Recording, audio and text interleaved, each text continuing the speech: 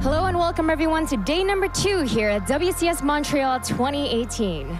Earlier this week, 80 players from all around the world flew here to Montreal, Canada at their shot at a WCS title as well as their share of $100,000. Day number 1 here at the World Championship Series saw some expected favorites moving forward in Serral, Neeb, and Scarlet, but some notable upsets as well as we saw Special and a Laser fall in the round of 32. On day number 2 here, we'll see how the competition moves forward as it's looking incredibly stacked as the players are not only fighting for a WCS title, but also a ticket to the WCS Global Finals. There's a lot of action to look forward to today, so without further ado, let's get this show started.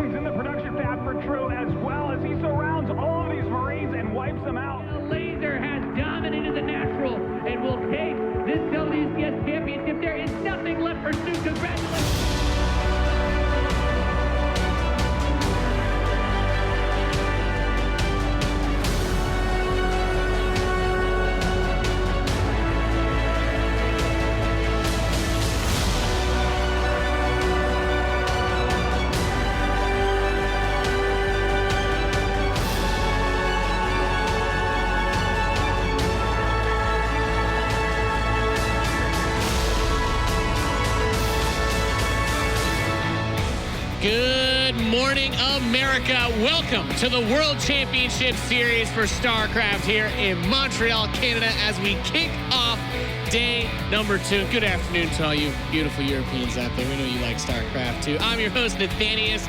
This is day 2 here at Montreal. I'm joined by In Control in Rotterdam as we get into the thick of things. Making our way to that round of 16. Roddy, some big upsets in day 1. Talk to me. What are you loving about this so far? Obviously that it's very unpredictable. I mean, yesterday the group stages, of course we have a couple of the big favorites still in this one. Serral is going to be on stage next. That doesn't surprise anyone, but a couple of the players that have already been eliminated, especially someone like Elaser that I really thought was going to have a deep run here. I'm shocked. Special being eliminated. Nurcho, Mr. Consistency, not actually advancing. He's not just out of this tournament, but now also out of making it to the global finals. That's surprising, man. 2 players that made it into the global finals 2 years in a row are done for this year, Nate. Yeah, and players starting to qualify, being locked in for those global finals at BlizzCon. In Control, we know you're our number crunching specialist. Yeah. Can you enlighten us to any other details, something we may not have considered going into day 2? Well, I think some of the craziest numbers to crunch in this moment are the players that control their own destiny.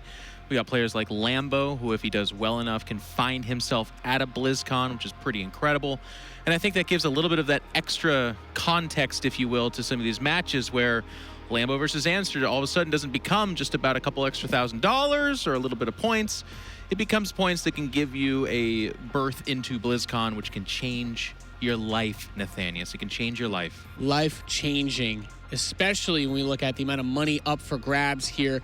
As we were saying, up $100,000 split amongst these players. 20 grand for first place. Those WCS points as well, so important. I mean, at this point, if you are not one of those handful of contenders, your only hope is to have the sickest upset of your life and beat Seral perhaps on the way to the championship. Hate to be that guy, Snow. Nate. Hate to be that guy, but it's $101,000. Don't forget about that one. Yeah, please. It's like there's 101 events casted. Listen, for you casters, I know that that's like just $1,000. Numbers aren't my specialty. I went to public school In Control. The circuit, though, we're on our 4th event. This is the last one of the year. Serral has been the talk of the town. So many points, doing so well. But we look at those last couple of spots for players that are at risk.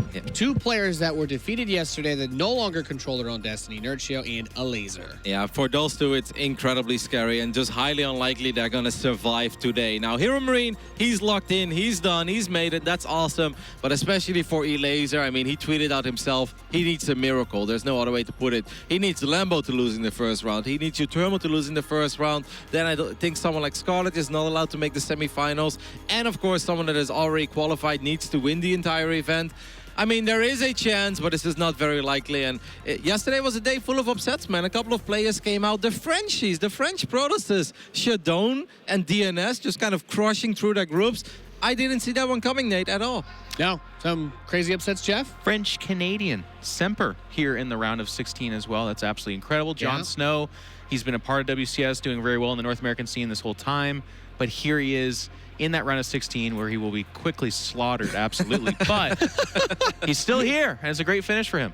Oh, Jeff. Well, we had a lot of great games in day number 1. For any of you who missed some of the action, we do have a nice recap video to catch you up to speed.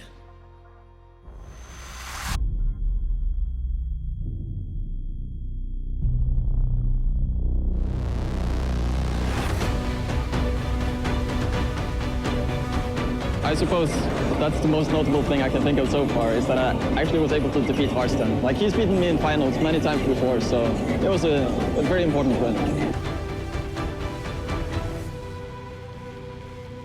I wasn't really sure how good he's gonna be. I feel like he didn't actually play 100% in our match, but I was really confident in ZvZ, so it was 2-0 in the end. Connections with the Zealots, with the shield battery, and now the probes are in a lot of trouble. Oh my lord! It was pretty simple. It was just him attacking, me counter-attacking, or him attacking and me surrounding. And that's pretty much it. I think there was nothing special about it now. For me, my focus is to make it to the top 8 of the WCS ranking. Currently, I'm in 7th place, so I definitely need a top 8 finish in order to make it to BlizzCon, and that's my main goal. It was a bit different than I thought, honestly. In the first game, or in the last game, I expected a cheese to begin with, and then she didn't. And then I scouted, she made roaches, but then she still didn't attack me. So my build was a bit messed up, it was weird, but in the end, I just attacked with my maxed army, controlled it well, good micro, and that was it. And those SCVs are completely undefended. The Banelings are going for them, and that's it. All of them blasted to pieces. I feel like my goal is quite realistic, but I think besides Serral, I can beat everyone. I might not be favored against everyone, but I feel like if I prepare well and plan out my series well, I think I can get to the round of 4. Last match was rematch against Special. He beat me earlier today 2-0 and pretty easily for him, I think. So I was very nervous and worried going into the match. I think he played a lot below his level, and it worked out for me. This is the World Championship Series, day 1. Some of our fan favorites made it through, as you were talking about, Roddy. But some upsets there. A couple of players that we got to see there knocked out players that were BlizzCon contenders and now don't really have too much control over whether or not that's going to happen. Yeah, for Elaser, it almost seems like an impossible task to survive today, but for Nurcho, it's also a scary day. He's 7th currently in the rankings. He does still have a little bit of a buffer, but it's a scary day, man, when you just sit here and you look at people that you kind of need to lose, and he's obviously going to be cheering pretty hard. It's exciting. One man we haven't really mentioned yet, Nate, that I do want to point out real quick is a young man, Raynor. Valencia was the very first time Raynor was eligible to join the WCS circuit. If you remember back then, he had a fantastic run. He won his first, second, and third group. Then he won against Special 3-0 in the round of 16. Then he lost against Serral. Well, everyone loses to Serral. But now again, this is his second WCS stop. Young Raynor again won all 3 groups because he obviously started in groups phase 1. Very impressive by the 16-year-old. Like, yes, we know how good he is, but that's still damn cool to just see him fly all the way to Canada, show up, make it through 3 pretty damn tough groups. I'm very impressed again. Yep, he finds himself facing off against Need in control. Match that stands out to you here. What do you like? It's the one here that disgusts you. No, I don't know about discuss. There's a few mirror matchups that are a little bit... Yeah, I mean, mirror matchups are great, but you kind of want those mixed up a little bit. I'm going to have to speak out for my boy Artosis out there. Actually, it's inappropriate to call him a boy. He's an elder. For my grandfather, Artosis, has once again finds himself in the round of 16. This is a guy that didn't need a super amazing performance to make it to BlizzCon, but got one anyways and is pretty locked in. I think he actually is locked in. Yep. He's going to be facing Time, and it's funny because once again, we haven't had him on the main stage. I don't think many streams have really shown Has games, but he had a few funny results where he's again beating some of these good players, and you know you know some shenanigans were involved. So he brought a lot of magic to the previous WCS stop. I'm excited to see it potentially happen here as well. How do you feel about the Haas magic, Roddy? I mean, time is just a mystery to me because he has been looking better this event than he's done in quite a few months, I would say. But I honestly have no idea how he's approaching that best of 5. I don't know how he plays against those weirder Protoses out there that obviously has the pinnacle of. So I don't know. That's a very fun best of 5. That's one that I would go in with no expectations whatsoever. But I am expecting to be entertained at least. But the one match that really stands out for me is the last one of the day. I think we're saving the best for last. I mean, Raynor versus Neep. Obviously, they played in the GSL. Neep was able to knock out Raynor, but I'm still very, very excited to see them play a best of 5 today. I feel Raynor was in a tiny slump after that WCS, or excuse me, after that GSL, but that lasted for around a week. He lost in Challenger, but then he already won a big tournament over at Base Trade TV, and he's looking good here again. So I think we're saving the best for last. Feeling fantastic. And just to remind you guys, we are playing on the new map pool. It's our first WCS event on these maps. In Control, did anything really jump out to you about what we saw on these maps yesterday, or is everyone kind of playing to your expectation? Well, I strapped in and listened to Professor Roddy talk about the difficulties of TVZ on Parasite, and yet we still saw it in a few TVZ matchups. So it's kind of one of those interesting things where I can't wait to hear pro gamers kind of dig into this pool a little bit deeper and be like, if that map's bad, there's something else they're more worried about. And now that we're in the best of 5s and best of 7s, well, best of 7 towards the end actually, we will see more of these maps, and I'm excited to kind of see them play out. So I'm sorry, I didn't really answer your question directly, but for me, these are the guys that show me what these maps are supposed to do, and I'm excited to see it happen.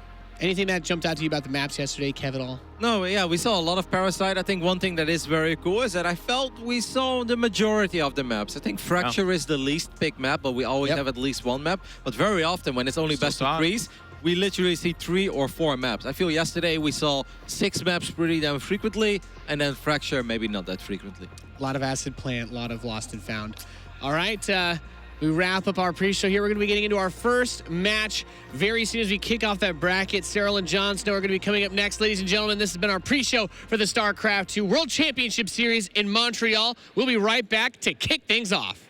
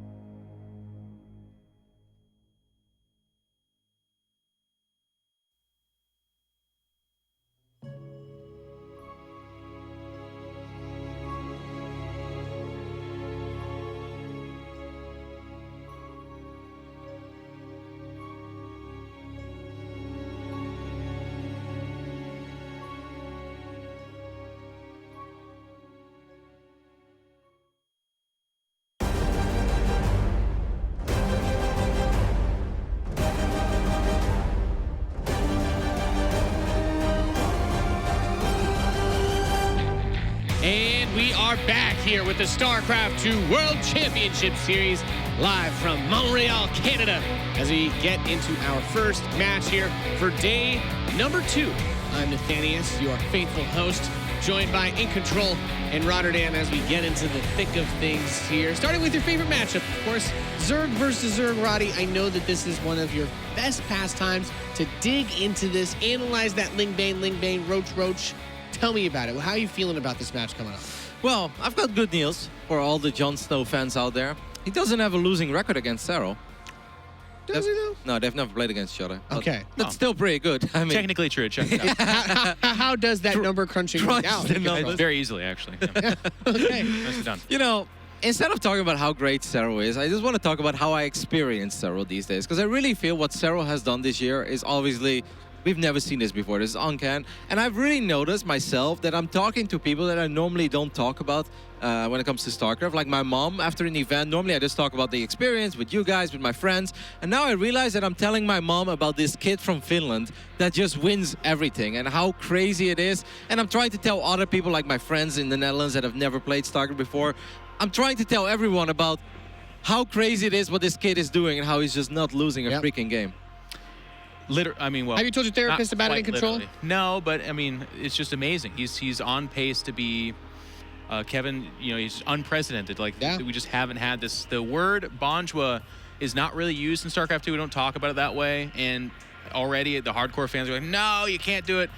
But if he wins this, goes on to BlizzCon and continues this kind of dominance and actually wins that, this will be the most complete year of dominance that we've ever seen. And that's, I know that's getting ahead of ourselves, and we're supposed to be talking about Serral versus Jon Snow, but I'm trying to put into perspective what kind of a year this has been for him so far and how monumentally big of a task Jon Snow has, which I do have to say makes it interesting, because for Jon Snow, nothing is expected. Nobody expects him to win this. Nobody at all. No.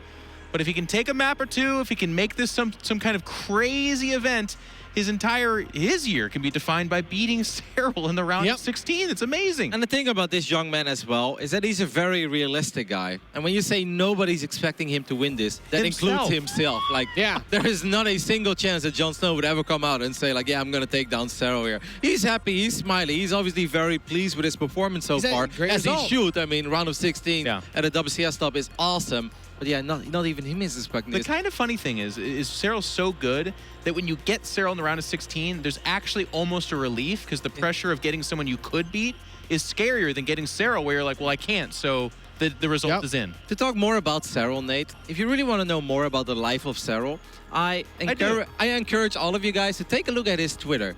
This is a man who doesn't tweet much. But when he does tweet, it's about the fact that he won something. And if you go to his timeline, it's a never-ending string of tweets about him winning his group, him advancing, him winning Challenger, him lifting the trophy. All he does, Nate, is win. I've never seen a tweet where he said, I woke up and I had a great cup of coffee. No, he only tweets about victories. And the funny thing is, he's still tweeting a lot. Like, that says it all. It's a good Twitter. That's a good life. Serral, I think we've all had the pleasure of being able to talk to him every now and again as well. And he's such a relaxed, calm guy. I asked him, like, do you have some sort of ridiculous practice strategies? Like, no, he makes time to relax and enjoy his life. He doesn't sweat it too much. It's astounding that he just comes in cool and collected and just wrecks everybody. He actually has one of the, I admire his champion mentality more than almost anybody else. When you've had the kind of year like he has, it's very easy. In fact, it's historical that you start to be like, no, I'm the best, I'm gonna beat everyone. But every time Sue or whoever asks him, you know, how do you feel about this? He's very quick to always be like, I'm treating each match like it's a difficult one. I'm going to give them my everything. And I love that so much, because in StarCraft in particular, when we've had our best players, very often they'll be like, oh, you know, I'm not sure. I'm not feeling it quite as much. Or if I lose this one, we'll see. Because they kind of want to give the excuse of, like, stop expecting so much from me. But Serral, he just has the workman mentality of just like, no, I'm doing everything I can to win. And they're like, wow, really? You're leaning out that like that? He's like, yes, and I'm going to win. And to touch upon that real quick, what Jeff just said, is that also if you ask Serral, are you going to win this event? What Serral is thinking of is himself against 12 people in a row. And then he's like, no, it's likely that one of them could beat me. But he never goes into a tournament like that. He treats every match by itself. And obviously, if you ask Serral individually, is that guy going to beat you? He's often going to say no. Like when it comes to a one-on-one match, he's going to say like, no, I probably will win. But obviously in his mind, it's him against 20 other people. And he's like, okay, let's not get ahead of ourselves. Let's take it a match at a time. Yeah, such a cool mentality. Let's bring our players out onto the stage. Smix, ready to introduce our 3-time back-to-back-to-back WCS champion. I am. What a way to wake up than by watching the best of the best. But I'm also excited to see another American representative in the round of 16. So without further ado, let's bring these two players out. It is Jon Snow and Serral.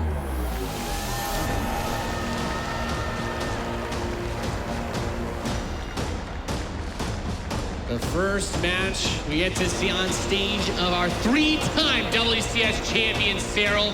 A monster in his own right, #1 in rankings, duh. Yeah, Becky. Oh, jeez. Who would have thought that anybody could beat Serral, Roddy?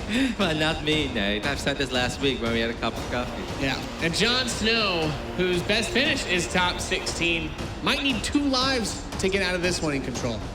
You know, Jon Snow's had a good tournament. I believe, without having it right in front of me, he did beat some Zergs as well, as ZvZ is strong. It's just, and I know that there's going to be, I mean, actually the kind of fun thing is I keep saying, like, I know people are tired of talking about Seral, but actually I read all the comments and be like, no, he deserves it. I keep talking about him. It's actually as good as he is. It's all up against Jon Snow. This is, I wish I could stand up here and be like, no, everybody, what if? I really can't. It would be an actual historic first-time thing in this year for Serral to lose a series against someone like Jon Snow. Like, we're not talking about someone who has won a couple of games in a row or has won a tournament or 2 in a row. The man hasn't lost an official match in like 5 months. You have to go back to April to find Serral losing. A best of 1 back then as well. Like the last official best of 5 or best of 3, that was in March, Nate. That's almost half a year ago. The man doesn't lose. Going far back. I mean, we had fun conversations doing WCS Challenger this year. We're like, well, who's gonna win the right to get second place prize against Serral? People are like, oh, come on. It's like, but no, he keeps winning. And now we're at that point where we did this last season of Challenger. We're like, yep, it's just a fight for second place in that. And everyone stopped disagreeing at that point because he just doesn't lose. The thing to watch for, too, is you would think that ZvZ would be the matchup where Serral would have the biggest chance of some RNG clicks in and some lucky thing happens. But one of the most amazing things yesterday was Stefano actually got like a 20 or 30 army supply, was literally on top of the third of Serral's.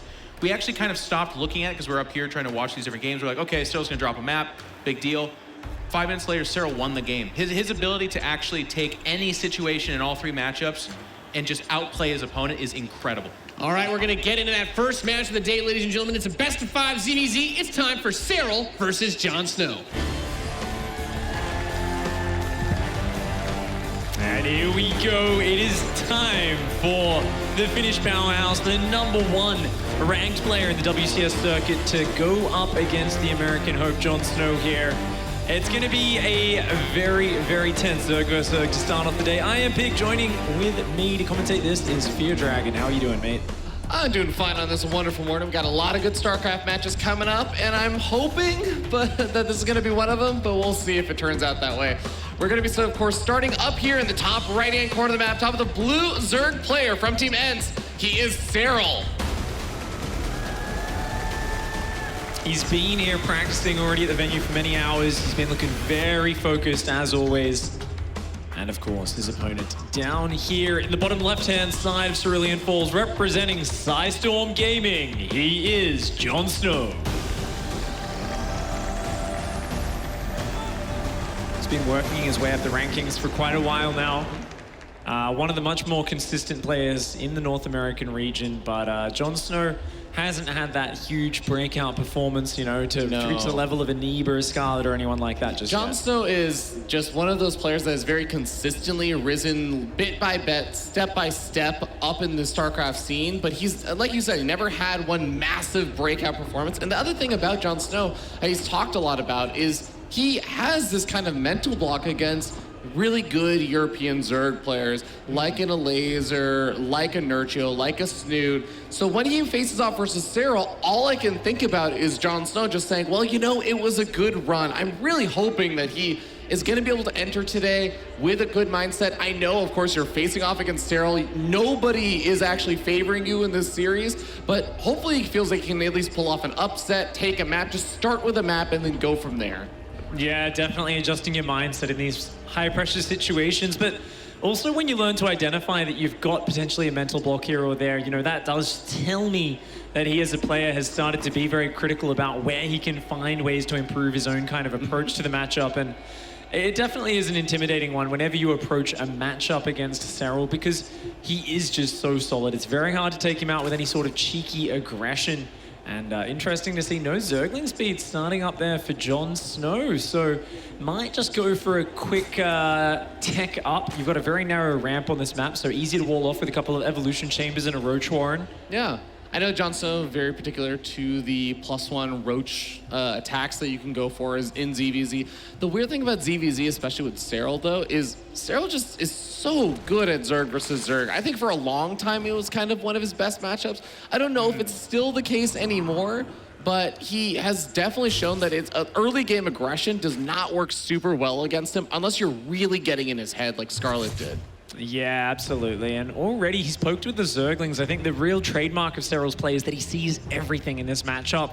And already seeing an extra queen at the front, seeing 0 Zerglings produced out of Jon Snow, he knows that Jon Snow is just holding down that worker key for now. And indeed, a very fast layer goes up. It is that Evolution Chamber and Roach Warren walling off the front. Now notice Serral here actually building quite a few Zerglings. So he does want to get follow-up scouting. He's going to go for about 20 Zerglings to pressure the front. And this is going to force Jon Snow to show his hand. That's a lot of Zerglings there coming out. They've been spotted now. He wants to do some damage. Is Jon Snow going to build another Evolution Chamber to wall off? Indeed he is, but those queens are very exposed out front there. Yeah, is there a little bit of a gap to the right of those queens, the Evolution Chamber? I think that they can still maybe... No, I think that is actually sealed up. That queen on the right does have a transfuse ready. She should be able to heal that other queen before going down. And that will be a really solid defense here for Jon Snow. But already this allows Serral to see what's going on. Says, okie doke, you're definitely not going to be able to hit a very fast Nidus Worm or anything like that. Oh, actually canceling the Evo Chamber. And that does allow Serral to get in and confirm. He even sees the 4th gas geyser, and that's an important scout. That really tells you Jon Snow is not going to be aggressive insanely fast. And also, it shows you that Jon Snow might have been thinking about a Mutatech switch. And indeed, yes, there's a Spire in the natural. Serral's looking for it. He cannot let him spot this. Jon Snow needs to stop those Zerglings seeing that Spire. And Serral just sticking around in that main base now. Jon Snow has the double queen wall off at the ramp, but it looks like the Spire is going to go unspotted for now. Those 3 links still being very annoying, but they are eventually going to get picked off. I think he knows anyway. There's an Evo in the wall that went down to fully wall off, and that itself, like, yeah, Serral knows something is up.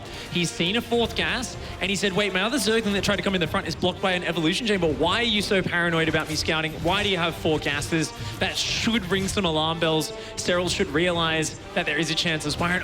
Look at the control on these Zerglings. His links are still alive. He just never lets his Zergling scouts go down. He always sees everything that is going on, and that is why it is so frustrating to play against the #1 player in the WCS circuit. He is so on top of watching everything. Yeah, his Zerglings poked in there, and he actually saw no Evolution Chambers upgrading as well. You can tell because there's an animation where it wobbles. He's just on top of everything right now. Not only was the Ling running circles around Jon Snow's main base, it feels like right now Serral is just running circles around Jon Snow.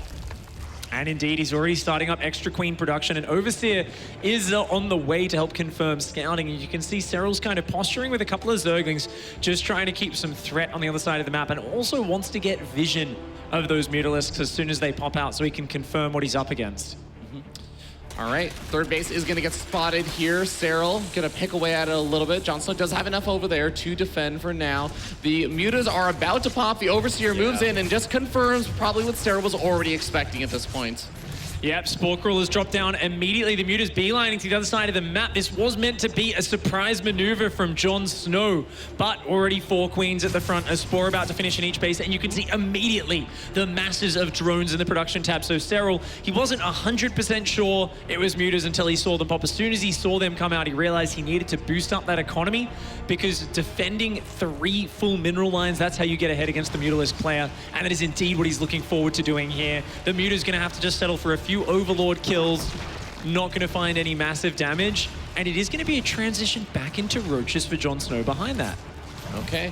Mutas, like you said, getting some of that free damage, and the Hydra Den also coming down behind this for Serral. So he's going to eventually get up that kind of big mass ball of Hydras where he's going to be able to push back any Mutas. But Jon Snow, like you said, going to be going back into those Roaches. He's not really hard coming into the Mutalisk, so they're not really going to be coming up in massive numbers trying to win the game off of those. These Zerglings being so active, and they're going to be scouting, as is the Overseer. It does eventually go down there, and it isn't a crazy high worker count for Jon Snow, so he's forced a lot of anti-air in the Spores, the Queens, but Serral hasn't overcommitted, and I think that's really what Jon Snow was fishing for, you know, threaten what looks like a Roach build in the early game, but Serral didn't fall for it. The Mutatech switch then wasn't able to catch him off guard. He was hoping to force a bit more anti-air. He's hoping to find a little bit more damage. Getting 1 queen is nice. Good pullbacks, actually, on those weak Mutas from Jon Snow.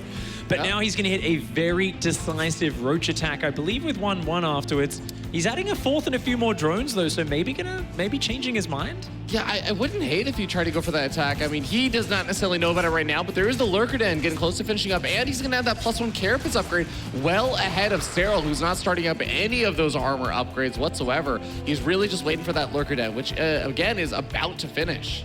Yeah, and that could be a huge swing in his favor. I mean, Roach, Lurker, Hydra, way stronger than just Roach Ravager on its own. There is a good Ravager count here for Jon Snow, and they can, of course, delay Lurkers from kind of pushing into your base.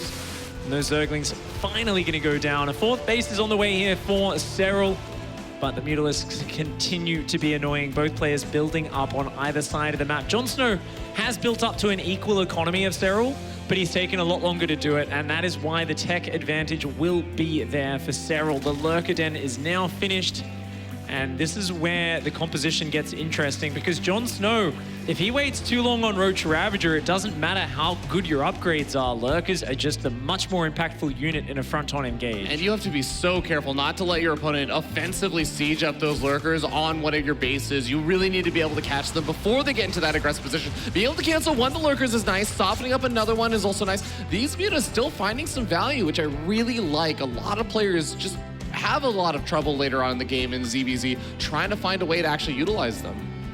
Yeah, we're going to see the posture on the left-hand side of the map. Jon Snow out of position right now. Serral's going to dive in and snipe the hatchery. He's going to get it as well. Actually, Jon Snow does come forward. We'll be able to punish a few of these roaches on the retreat. But a very nice move from Serral there. Just using the mobile units. He's going to pull those back on the left-hand side. The Muta's going to try and cut off the retreat. But there's Hydras and Lurkers on the right-hand side as well. They're looking to come in and support this. This is getting a little bit messy, but those roaches have escaped for Serral. He's going to reconsolidate with his Lurkers and Hydras. Yeah, we do see an Overseer over here for Serral, and there are the Overseers for Jon Snow. He's able to start taking out some of those Lurkers, but the Lurkers still doing a lot of damage here at the same time. Jon Snow leading up in supply, though, with a lot of the Lurkers being taken out and a couple of Corrosive Vials being thrown out in the final Lurker. Jon Snow is pushing Serral back. Pig, what are we watching right now? Those Lurkers were not supported. The Roaches did not get back to support them in time. Half the Lurkers went down. The bile spread has been so precise from Jon Snow, and he seems to have caught Serral without all of the pieces of his army together. Jon Snow with a very decisive Roach Ravager engage. Oh my God! Jon Snow takes the first game! Nobody expected it. Not even Jon Snow expected it. That smile. Oh. It's a great way to start it off as well, because, you know, he was looking for some edges. I like the way he played that, but he wasn't getting any freebies. His Roach, you know, his tech at the start got scouted. His Mutas didn't really do a lot of damage, but that engagement just worked out. Punished Serral for diving so deep on that map. You know, it comes to the terrain on Cerulean Falls. Those Roaches went way too deep into his territory, and they had to go all the way around. So even though the Roaches escaped, the Lurkers kind of came a little bit too far forward. And what was there, like 2 Ravagers and 6 Hydras guarding them? Even that many Lurkers. There are about 3 or 4 Lurkers there for that engagement. And on top of that, you remember that Serral snipes off the hatchery, but he loses maybe 5, 6, 7 Roaches in the process. He kind of trades out a little bit. So he's now sitting down about 10 army supply at that point. Then he's on the retreat, and then the Lurkers are not that well defended like you were talking about. It's just all these things in a matter of 30 to 45 seconds snowballed, and Jon Snow did not miss the opportunity. Yeah, the Lurker positioning so key there, and Roach Ravager is such a nice mobile composition. The Mutas, of course, added some power into that as well, and Jon Snow very happy with how that one turned out. A bit of a rough start there after what looked like a very clean game, and I definitely like the way Serral was playing the start of that. He scouted so much. There was actually speed overlords. There was a speed overseer. Another speed overseer came into scout. There were changelings. There were zerglings running around. Serral was so determined to not be surprised by anything, and he really wasn't. He just didn't quite have all the pieces of that army together. You know, you get up 6 Lurkers with that pack of Roaches in front of them. There's no way the Roach Ravager Muta can push through that, but he didn't quite have all the pieces together. Jon Snow does take a very nice Game 1 victory, and packing a few veggies in as well. I did see on Twitter that he sent a few of his teammates out to get him some supplies this morning. Yeah, he's got some broccoli or something. It's on Twitter from Penguin. But all right, raw broccoli. Oh man, this is actually nuts. And you know what the funny thing is? Jon Snow is one of those players that I think has made it to the playoffs maybe once, maybe twice, but anytime he's made it to the playoffs at a WCS circuit event, he's been taken out 3-0. So the first time he finally manages to take a game in the playoffs, it's versus Seral, and it's the first game. This is actually absurd. Yeah, it can be a real momentum swinger for you, and you said yourself he has had a bit of a mental block in the past in these matches, has gone down in straight sets, but this time around, he's starting things off a little bit stronger. Of course, it is a best of 5, first play to 3 wins, closes out the series. And ZvZ can be a somewhat momentum-focused beast. In the past, though, it's been very, very hard to take multiple maps off Serral. We've seen him drop a map, drop 2 maps, and suddenly just turn series around. We've seen him do it against Scarlet. We've seen him do it against Lambo, against a laser. You know, Serral is very good at rallying, and even when any other player looks like they would be shaken in that scenario, he just finds a way to do the same solid play, scout everything, and he just starts to gain momentum with every game that goes on. You know, I think it really does come back down to what the guys at the desk were talking about, where Serral, he is very confident in himself and his play, but he's also very humble about it. He's very, very realistic and says, you know what, no, okay, people can take games off of me. I'm not immortal. I still can bleed. And because of that, doesn't get overconfident. But all right, guys, game number 2 is loaded on up. Let's jump in and introduce the players. Spawning down here in the bottom right-hand corner of the map, down 1 game in the first round of the playoffs. It is the Blue Zerg player, Serral.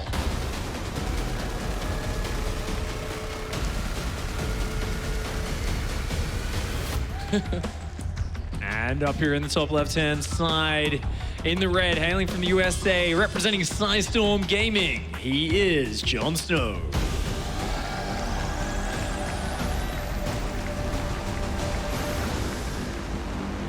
And it's kind of funny. You know, I do think that Jon Snow has a pretty good team of people behind him to just come up with crazy things that he can do. But that last game was, I mean, a +1 roach timing attack, going into the couple of mutas and everything. That was all pretty typical ZvZ stuff. It's not really what I would expect, you know, Penguin or True to kind of be whispering in his ear behind him like, okay, first you build the gas, then the pool, and then you build a hatchery at 10 supply. It's like, it was a very normal game. Yeah, I'm sure Penguin would be whispering things about speed banelings rolling into mineral lines and burrowed banes and all sorts of madness, but you know, Jon Snow, he plays to the rhythm of his own drum. He has his own style. He's a very solid player. He's very good at these kind of straight up games as well.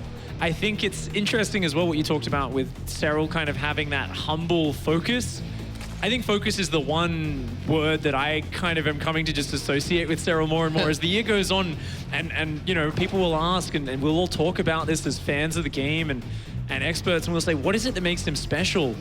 And the one thing that always comes out is that he stays focused no matter what's going on, right? There's often these cheeky maneuvers you can do in game to kind of pull your opponent out of their element and throw them off. And Serral is the one guy who doesn't ever stop injecting his hatcheries. He doesn't ever stop microing his units in 2 different places.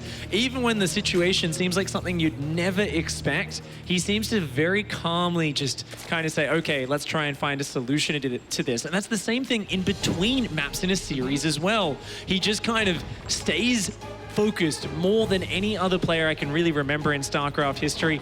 And I feel like 1 or 2 losses, I haven't never really seen him tilt after that and suddenly play below his level. It just doesn't seem to happen. That is kind of the secret of him being so consistent of a player over such a long span of time, basically not really losing anything below a best of 3 in 6, 7, almost 8 months or something at this point. But Jon Snow gonna do some poking with a couple of these lings over by the 3rd base. Of course, Serral has more than enough to help defend that with the queen and a couple of his own lings there.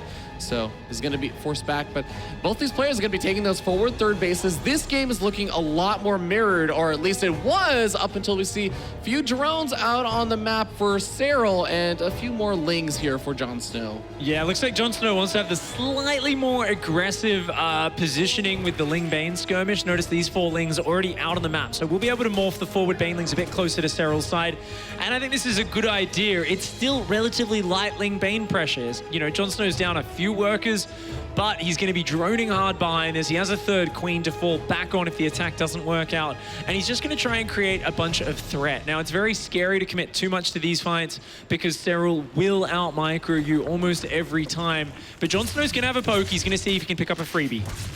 Okay, a couple of these Banelings poaching forward here for Serral, looking for some connections with Jon Snow's Banelings. Once any one of these players' Banelings disappear, suddenly the Lings can go ham, but neither one of them really look like they want to continue trading this. Serral gonna go up to that lair, getting up some drones, getting up a few more Lings, but Jon Snow really committing hard to those aggression units. That is a lot of Ling Bane coming out of Jon Snow now. He droned up to 32 workers, but from here it is non-stop Ling Bane, but he's already losing Banelings, and that is Serral in a nutshell, sniping off individual Banelings with Zerglings, with a queen earlier on as well. But look, Jon Snow posturing on the right-hand side. Those 3 Zerglings were looking for an angle. He's gathering up in the middle, and it is non-stop Ling Bane here for Jon Snow. The Roach Warren isn't finished. Investments into range upgrades aren't going to help you right now. Banelings in the mineral line starting to get some big hits here. A lot of workers going down. The Zerglings on the front are deflected, but Serral takes a massive hit there, and all of his Lings go pop. Jon Snow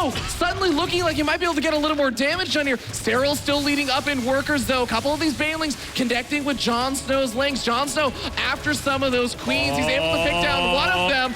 Is he going to be able to carry this forward? If he can get rid of those queens, it's going to be massive, Robbie. He's leading up intense army supply right now. There's even another Bailey coming in here from Jon Snow.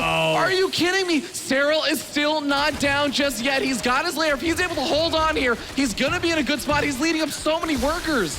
That is insane. The damage starting to pile up. Serral losing a lot of mining time. Jon Snow did lose a couple of workers behind this, but it's not over yet. Serral's still hanging on. He's got a bit of a Ling Bane here. The Banelings are about to finish morphing there for Jon Snow. Jon Snow's Banelings about to finish morphing. Serral pulls back at the last second. More Banelings coming in, but there's no queens to anchor this defense. It's very hard for Serral to stabilize because he does not have the ranged units. The queens are all dead right now. And he is just struggling to get up. His army supply is 28-8 right now. He barely has a couple of these Banelings to try and keep him alive a little bit longer. The Lings are starting to get picked off here. Serral is starting to take slightly better trades over time. Amazing splits. Individual Zerglings were going off. He managed to tag down about 3 Banelings in the space of 4 seconds. It was insane to see him target that so well. His queens are only now rebuilding, but Serral seems to have done the impossible. Stabilized in a Ling Bane defensive fight with no queens, no roaches to anchor that.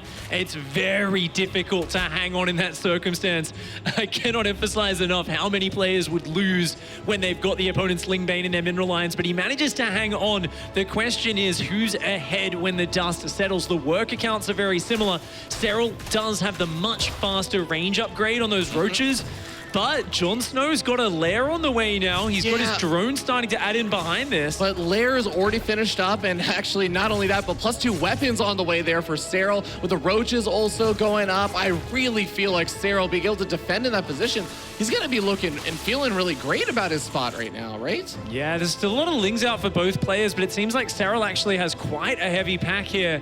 And both sides trying to create some threat. Jon Snow is up a handful of workers, so he's in a decent position, but definitely the +2 roach speed timing is looking very menacing for the American Zerg. Roach speed +2, I'm not even sure if Jon Snow will have his own roach speed when that hits. It's going to be a very scary time in the mid-game where Jon Snow probably just has to turtle up and defend for a while. Yeah, he does finally start up that roach speed as his lair finishes. So Jon Snow looks like probably have his roach speed at least close to finishing in time for the big engagement. But we end up seeing Serral trying to move forward with a couple of these Banelings. Jon Snow getting an okay trade there, 2 for 2. Gets a couple of the other Banelings. Ooh, nice little snipe. Yeah, loses a few drones there. Serral getting some good damage done, and he's actually leading up about 6 workers or so, and still just finding places to drone up a little bit more. Both these players are. Oh, even just 3 roaches coming in. Oh no, the roaches are in production still for Jon Snow. They're not quite there. That Baneling does come in though, does help deflect the Zerglings. So okay, not gonna find his way into the mineral line just yet. I think the roaches at Jon Snow will hang on, but Serral creating a lot of problems with just a small handful of units. The Zergling's gonna go in, try and grab a few more drones, taking full advantage of this distraction. Jon Snow manages to stabilize there. He's got his own roaches out. He does hang on, but Serral really just creating a lot of problems, a lot of threat, and that +2 for the roaches is inching closer and closer. It's these individual small edges that it feels like Serral constantly has. I mean, the fact that he starts up +2 as soon as +1 weapons finished up. So now Jon Snow, even with a 10 or 15 second delay on his, it just puts him a little bit further behind in those upgrades. It's the fact that he's down about 7 or 8 workers at this point, actually even going a little bit further down, as Jon Snow did lose 5 more workers pretty recently. It's all these small things are going to start adding up, and that's how Serral gets his big advantages as the game goes on. Yeah, he was droning flawlessly through that.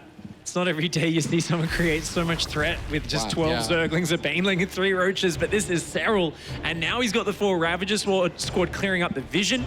Jon Snow, of course, losing vision on the map is a real shame because he can't tell where the Roaches are going to attack from. He has 3 Overlords on the way, but he's been supply blocked for a solid 15-20 seconds, and with the Roaches moving out across the map, like you said, that halts a lot of Jon Snow's production for a bit. The Roaches only now start up. He's supply blocked again as another Overlord is taken out. He is going to have those Overlords finishing up, so it shouldn't be for too long this time, but still, oh, Contaminate on the +2 as well is going to slow that down even more. That Overseer from Serral coming in, he realizes he has a big window before Jon Snow catches up in the upgrades, and already with a big supply advantage in the army, he's adding on Tunneling Claws behind it, but I think he might just be able to swing in and win the game here. He has developed a large lead in the army, in the economy throughout this game. Serral looking so good right now.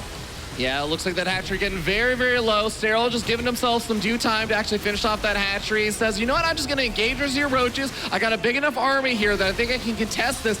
And he's doing a pretty good job of it. But Crozabel's coming down both sides. Queen goes down there for Jon Snow, and he's starting to bleed out a lot of these Roaches. Remember that hatchery is just a small gust of wind away from just going down. Yeah, and indeed the Corrosive Biles did manage to finish it off there. At the same time, Serral reinforcing on the south side of the map. He's going to be pushing through on 2 fronts. Those rocks go down. Serral trying to force the fight on both sides. Here, he's going to do a staggered engagement. He starts to do a fighting retreat. At the same time, the Roaches swinging on the left-hand side. They're going to focus down that hatchery. These Roaches here are nothing more than a distraction, but that's all he needs because on the left-hand side, Serral is crushing through Jon Snow's defenses. Overwhelming numbers here from Serral, both on the upgrades as well as the army supply. Now he comes in with the flank, the 1-2 punch to close out this game as Jon Snow's going to lose any semblance of his army left over. Even Burrow coming out from Serral to regen the health of those Roaches. GG, Serral ties up the series 1-1.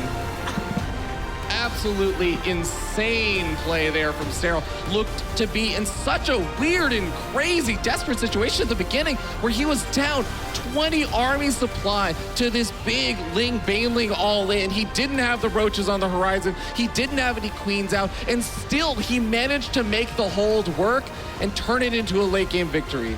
Yeah, it was a very dicey moment there when that first wave of Ling Bane came in, and I gotta say, I think Serral, I'm not sure if he missed the blip on his minimap when the Flood of Lings came out, because he definitely was playing it very light on Banelings. It was either he really underestimated the commitment from Jon Snow or he missed it. Either way, I know Serral was not planning to let that early push get as messy as it did. Well, Jon Snow is going to try and play recovery there. It almost looks like Serral's the one that lost right now, as he looks very contemplative and saying, okay, how did I let that game kind of get into that situation in the first place and everything? Jon Snow just kind of sitting there happily eating his broccoli saying, you know what, I'm the underdog in this situation. I felt like I almost had it. I was starting to build some momentum. He actually looks to be in pretty good spirits right now. Yeah, I think it's definitely something where you can see, you know, Jon Snow has developed his attitude, his mentality throughout his experience. I really like it, yeah. I think, it was last year when he was first in the top 16 of an event, right? Yeah, he was facing off versus Nurchio, got 3-0 bop there, and I talked to him afterwards. I was like, yeah, you know, I kind of gave up before the series even started. Like, I just sort of accepted my fate, thinking that he wasn't going to be able to make it, but he's really come a long way with his mentality. I know he's been working a lot on it, and it kind of showed in that first game, and even this second game, he was really able to put Serral in an awkward spot. You know what? The momentum somewhat gets halted there as Serral takes that second game, but I still think that Jon Snow has a bit of a chance to still try and throw Serral a bit off balance again. Yeah, you know, I really liked it as well, because the more I think about how Jon Snow planned out that Ling Bane attack, it was a very peculiar timing. It wasn't the, you know, okay, I've just got my third hatch down, it's 23, 24 drones, let's go, non-stop Ling Bane. He just did a very light, like it was 12, maybe 14 Zerglings, 2 Banelings with the first pressure, danced around a little bit, Serral kind of deflected it, the Queen focused down the Baneling, backed off, and suddenly there was a flood of Lings coming out off 32 drones, I believe is the count. And he just, it's this very odd timing. I'm very sure Serral was surprised by it. So I like Jon Snow just playing a bit off book here, a little bit unusual, creating some problems. All right, well, let's jump into it. Game number 3, tied up series in this best of 5. Starting up here in the top right-hand corner of the map, top of the blue Zerg player, or the blue Zerg player from Team Ents, it is Serral.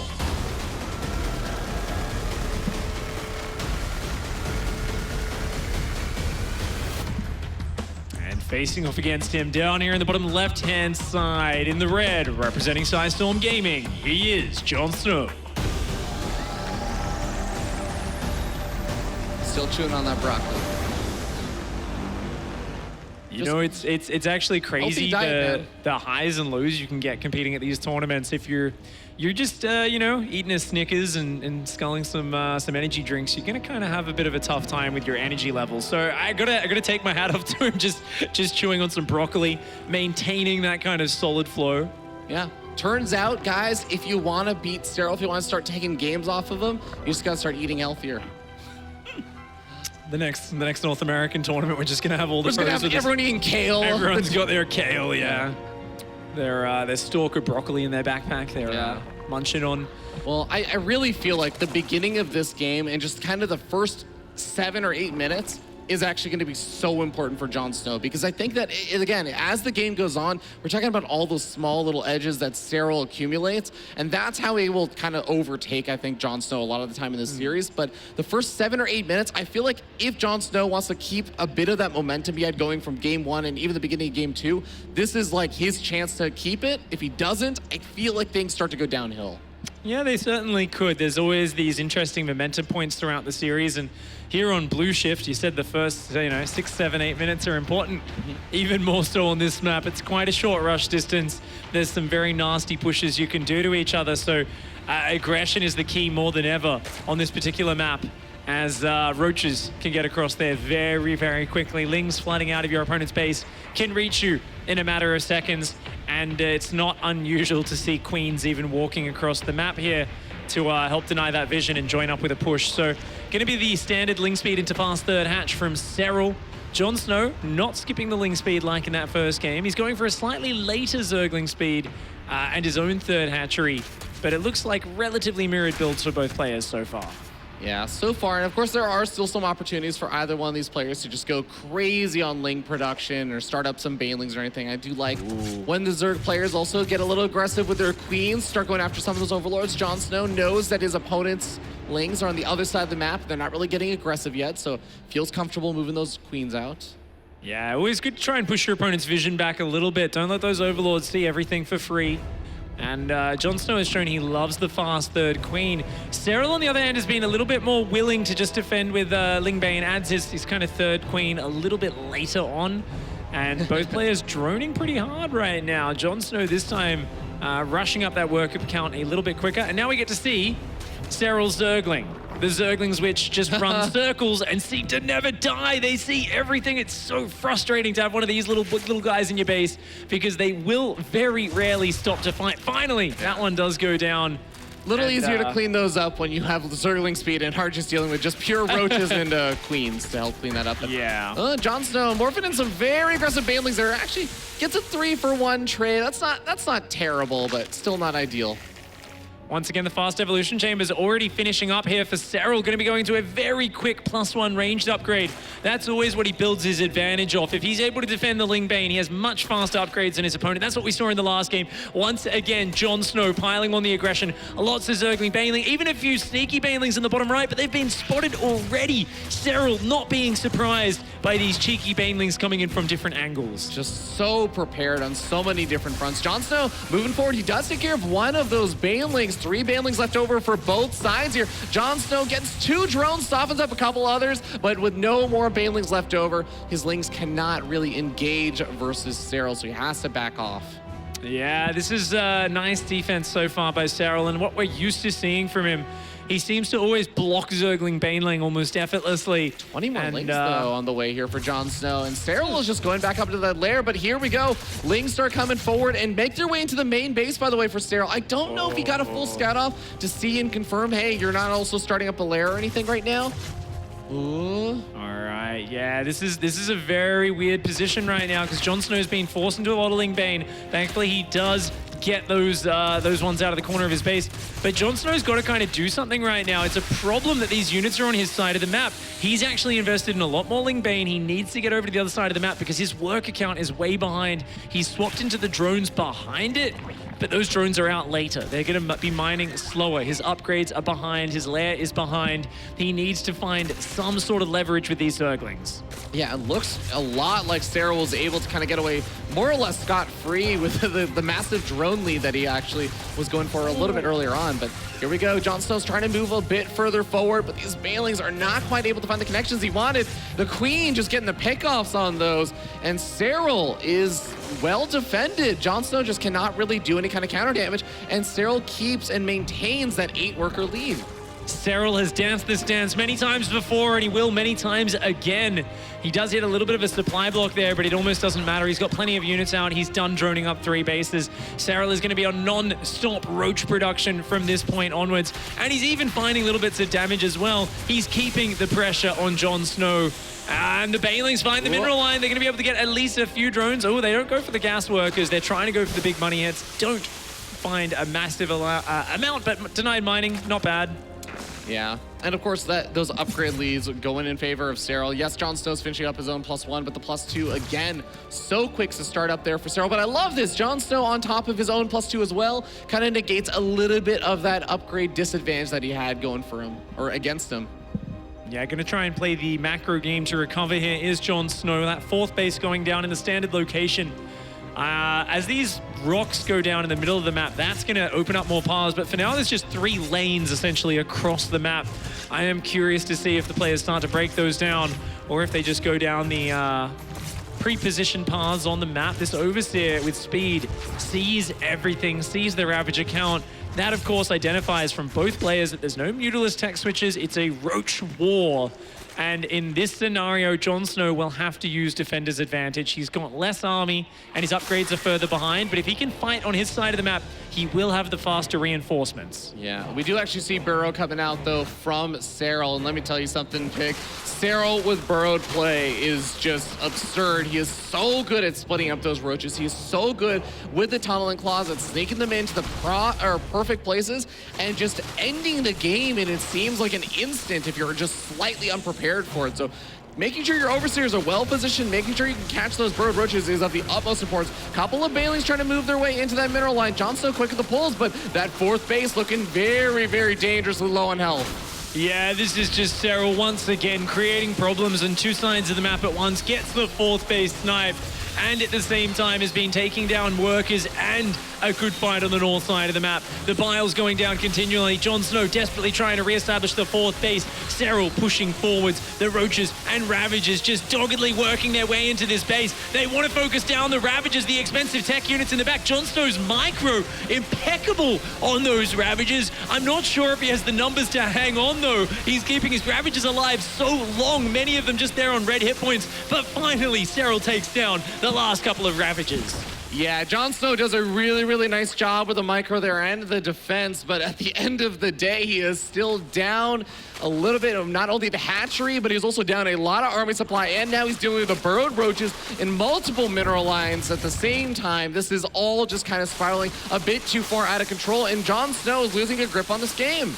Yeah, these roaches coming in now, of course, unburrowing in the back of the bases at the same time, sniping down the workers in the natural and the main. Jon Snow being forced to fight on 4 different fronts, and he's losing most of them. The roach numbers are overwhelming. Serral here showing his class on blue ship. A reinforcer roaches comes in with the flank, shuts down the army, and that's it. 2-1. Serral starts to tie up the series there, goes into the lead in game number 3 with a very decisive defense into a victory. He's just too good, Pig. Every single time he shows a little bit of a sign of weakness. He kind of bleeds like his fingertip gets like a paper cut on it, and I was like, okay, yes, now I will destroy you in exchange for that. Yeah, it's really tough to take him down, isn't it? And especially in those Lingbane skirmishes, things can get very, very hard to take him down. We are going to be finishing up this series momentarily, guys. We'll be right back in just a minute.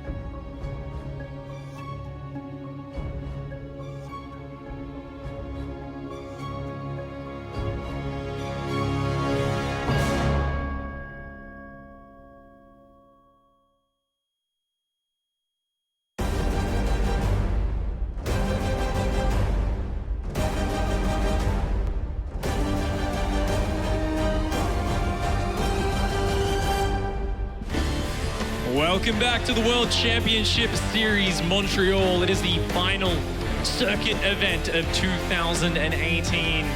The last players being locked in for their BlizzCon spots. And we are midway through an exciting Zerg vs. Zerg series to start the day.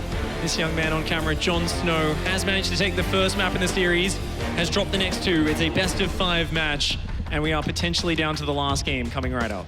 Yeah, even that second game looking very, very close. I think Jon Snow perking everyone awake today that was somewhat still stumbling out of bed and saying, wait a second, what is happening? Is history about to be written?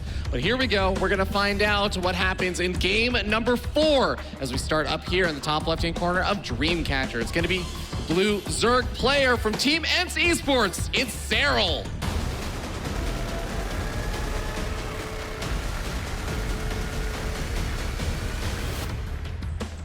And facing off against him in the bottom right-hand side of Dreamcatcher in the red, representing Storm Gaming, he is Jon Snow.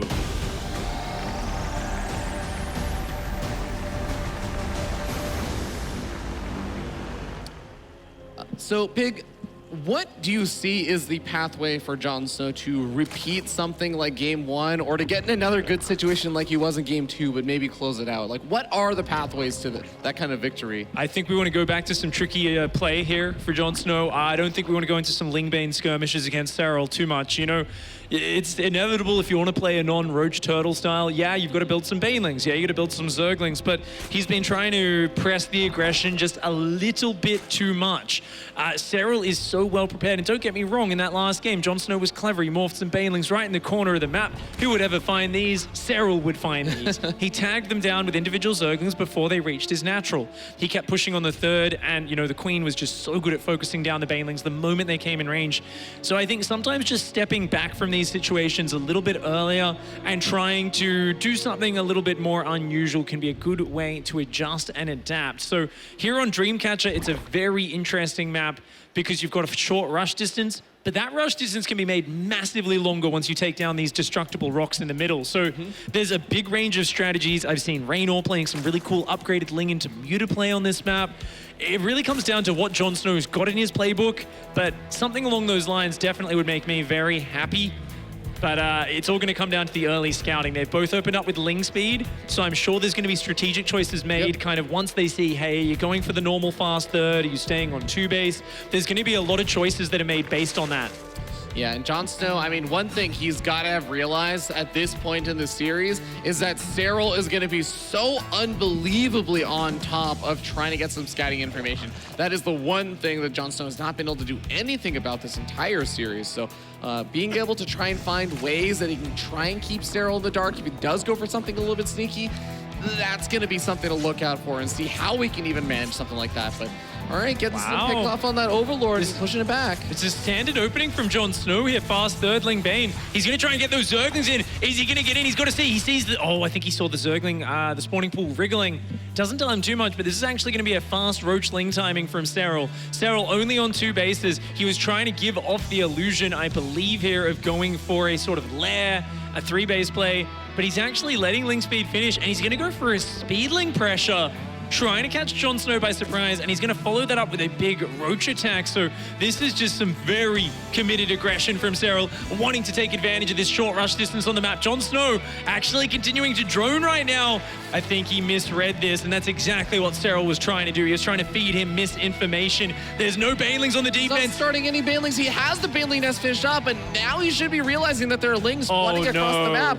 And he's gonna start up some more Lings, but he still doesn't have any Banelings on the way. I don't even think he has the Lings in the right position to start them up. Yeah, that third base might go down here. Serral would love a snipe on that. He's got his own third base going down behind this, and such a tricky play from Serral. And indeed, he's gonna get it. The third base will go down. These Queens come over. They're gonna start dropping a transfuse or 2, but it's not enough. There's just so few Zerglings. The Banelings come in a few seconds too late, and Serral gains a massive advantage off of that early misinformation. Great mind game from the Finnish player. Yeah, I mean, we're talking about kind of some funny play there from Jon Snow as a way to try and sneak a victory in here, but it's Serral that actually busted out first, and he takes, like you said, a massive lead, is also deflecting the Banelings really, really well. He's continuing to keep Jon Snow at home and preventing any drones from easily moving out to take another third base. Serral is just running circles again around Jon Snow. And this is the real evolution we've seen in Serral's play this year. Every single series,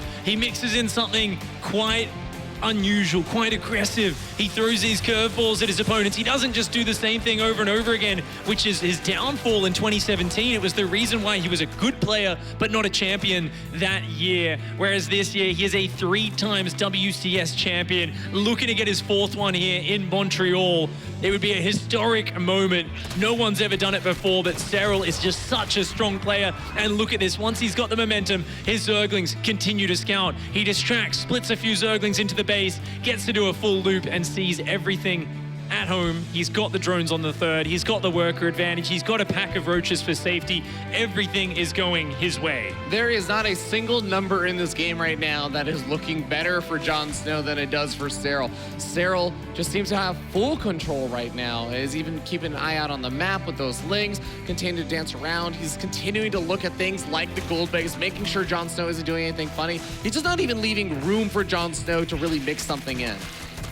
Yeah, even lures the Zerglings into a favorable engagement and does take a small Ling trade there, pulls most of his Zerglings out, still wounded, but they will regenerate over time. Fourth base goes down very quickly here for Jon Snow. That's an interesting choice there, as he is still very low on the work account and is starting to catch up, is adding the upgrades, but once again, it's the story we always see. Serral style with the fast Evo chamber and the fast +1 range. Look at the upgrade timing, is +2 already well underway, and Serral looking like he's going to start moving around the map, marauding with those roaches with roach speed. Yeah, and Jon Snow, on the other hand, is just now finishing up his lair tech, so he's very far away from starting up his own +2 missile attack. The Carapace upgrade is underway, but if he only has a single Evo, that's going to be causing some problems in trying to keep up with those upgrades. Yeah, a few roaches starting to dive in here on this third base, though. Serral always seems to find his way into these bases with his opponents a little bit out of position. He's going to take down a few workers in the third mineral line, force the evacuation at the same time. Jon Snow is counterattacking that hatchery. Oh, both players trying to get the snipes on each other's fourth bases, but the micro from Serral fading out those Banelings individually, and the Zerglings gonna secure the hatch at the same time. Serral defended his own fourth base and is pushing into Jon Snow's third. How does he win on every single front? He's winning this engagement. He shuts down Jon Snow's fourth base. He keeps his own fourth base alive. It looks like with the defending advantage, Jon Snow will be able to rally out enough units to push Serral back, but that was absurd. Serral just getting away with everything. He even has Lings in the main base somehow. They always find a way in, and this is Serral. No matter what's going on in a match, he's always focusing on many things at once, and it often does feel like he drowns his opponents. It's not like every single engagement is microed absolutely perfectly, but Serral will force you to fight on so many fronts, and he'll put in the right amount of micromanagement on each front. That is what allows him to press through here. He might have started off this series a little bit slow, but he is finishing it off in that beautiful form that we're used to seeing. He's coming forward, forcing drones off the line, using those corrosive piles. Jon Snow here trying to defend with the far inferior force. There it is. Tap out. Good game, good luck. Jon Snow taps out, and Serral continues his reign of domination. Jon Snow can take a drop of blood that he got from Serral. I don't know, try and drink it. Maybe he'll gain immortality, because this guy is unstoppable right now. There's some sort of enchantment going on. It's just some fantastic play once again. Zerg versus Zerg on point today. Jon Snow definitely came out swinging, but Serral standing the victory at the end there and really just showing that absolutely omnipresent level of play. I can't wait to hear from the man himself on the stage with Smix. Thank you very much, Pig. Congratulations, Serral. You are moving forward to the round of 8. The score was a 3-1, and it started off looking a little bit scary. So I want to break down that series, and let's start with game 1. It was a loss, and I want to ask, what was your reaction? Because it was definitely surprising for us. Yeah, the first game I felt like I was in a very good spot after my initial link pressure. So I was kind of expecting to win it pretty easily, but then I overstepped a bit with my lurkers. I think I should have stayed a bit more defensive, but he just had an approach Ravager to kind of kill me there. Then after that loss in game 2, it started to look a little bit scary as well. What was going through your mind when all those Ling Banes came and then you got that big Bane hit where a lot of your Lings died? Yeah, I was kind of expecting to lose that game, but I didn't see the Lings coming. I'm not sure if my overlord was mispositioned or they just ran under I didn't see them with my eyes, but yeah, it was I was very worried since I lost a bit too many drones and a couple of micro mistakes, and I think I should have lost that game pretty much, but luckily I managed to pull it back. Pull it back you did indeed, as you are moving forward as you did win the rest of the games. Now, looking at this bracket, what are your thoughts on your side of the bracket versus the other side? I know that a lot of times when I ask you about the players that you're going to face, you usually feel pretty confident, but what do you think of the two sides of the bracket? I like my side, at least for myself. I think if I'm going to play against Scarlet, it's going to be very hard. But at the same time, I'm happy I don't have to play against Neep or U-Thermal, so yeah, I mean, both sides are very hard, and I think it's pretty evenly matched, but even level-sided, but I do like my side with all the ZvZ and no turns. Well, thank you very much, Serral, for sharing your thoughts. Best of luck in that round of 8. Nathanias, back to you. Thank you very much, Six. Serral takes that early hit on the nose in this best of 5, but comes back in true Serral fashion. Gentlemen, interesting series, at least to start.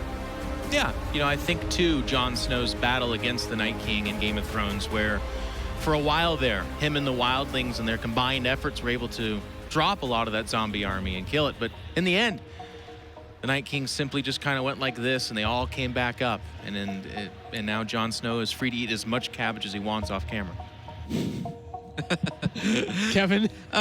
To be honest, pretty surprising first series of the day. Like, in a weird way, it's almost not fair, right, what we do to Serral. We hype him up so much, and that's because he always wins. But at the end of the day, StarCraft 2 is just a freaking difficult game, and I don't think we can emphasize enough on how damn hard it is to just always be solid, always be consistent, and always play your A game. That's normally just not possible, and we kind of saw that there. Game number 1, Serral indeed getting a little over-eager, was in a good position, lost it. We're like, that could happen. But man, I'm not gonna lie, when those links, like, a chain of events of 3 things went wrong for Serral that normally don't go wrong. First, Serral didn't see an attack coming. That almost doesn't happen in any matchup. Second of it is that he mishandled the defense a little bit. There was 12 links running into a baneling. How often do you see that by Serral? Almost never. Never. And while all of that was going on, at one point he had to pull the drones away from the banelings as well. And I think for the entirety of that battle almost, those 8 or 9 drones were not mining. Now, obviously, all of these mistakes are human, but that just goes to show that we can't always expect 100% perfect play out of Serral, because that's just not fair. I think Jon Snow put up a really good fight, but it also felt that he kind of angered the bear a little bit, and the moment that Serral survived that wave, he's like, all right, you want to play StarCraft? Let's play some StarCraft. Yeah, tough match there for Jon Snow. Congratulations to him, though. I think put up a bit of a better fight than maybe some of us were expecting. You guys in the chat were really eating it up. As we have our bracket updated, Serral is the first player to make it into the round of 8. He will face off against the winner of our next series, PvZ, Shadow and Scarlet. Any quick thoughts on that match, gentlemen? Ooh. Do you agree with Serral that this is a better side of the bracket for him? I can understand that he's happy avoiding your turmoil, Neep. I mean, every time he says something, you're not getting a BS answer. It's, if anything, brutally honest. So, yeah, I trust him. Okay. But, I mean, once again, if we think back on Valencia, if there was anyone that was close to defeating Scarlet in, Serral in Valencia, it was obviously Scarlet, right? When she had that 2-1 lead, that game on Darkness Sanctuary, that was a must-win scenario pretty much for Scarlet. I really think she had it. But Shadow is not an easy player to defeat. And Nate, we don't have a European Has, but Shadow, he's pretty gnarly. He's got some very, very nasty builds. A lot of the Zergs are not happy when they play him, so I think this is going to be a fun one, especially for our memers in Twitch chat. All right, very much so. Looking forward to that match. Ladies and gentlemen, we're going to go to a quick break. When we return, our next match here in the round of 16, you're watching the StarCraft 2 World Championship Series.